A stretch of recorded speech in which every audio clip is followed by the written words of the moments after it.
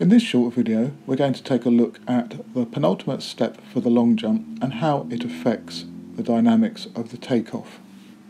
Probably the most important aspects of the penultimate step are its position in proximity to the board and how the foot is placed on the track surface.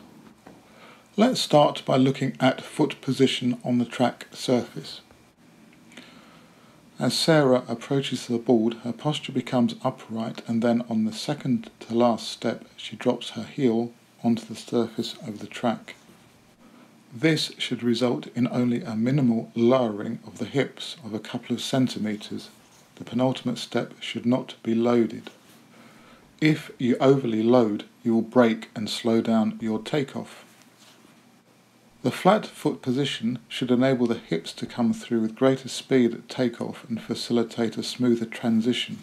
Comparing Shola to Sarah, you'll see that Shola overloads and leans into his takeoff, which will result in a poor takeoff.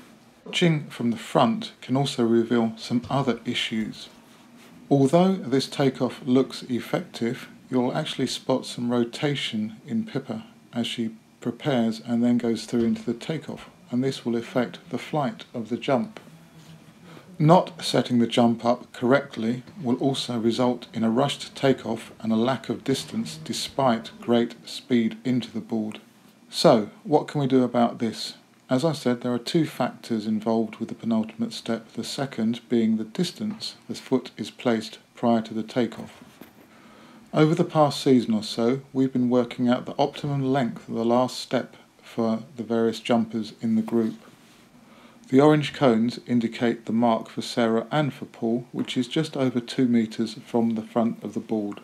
You have to work on this over and over again in training in order to get that step distance correct, and you must analyze what happens after to see if it is correct. In another video, we'll look specifically at the positioning of the takeoff foot, but this should come back and under the hips at the point of takeoff.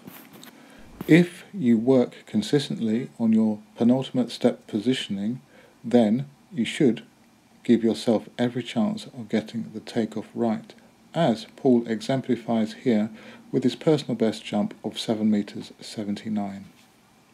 As usual, thanks for listening and good luck with your training and competitions.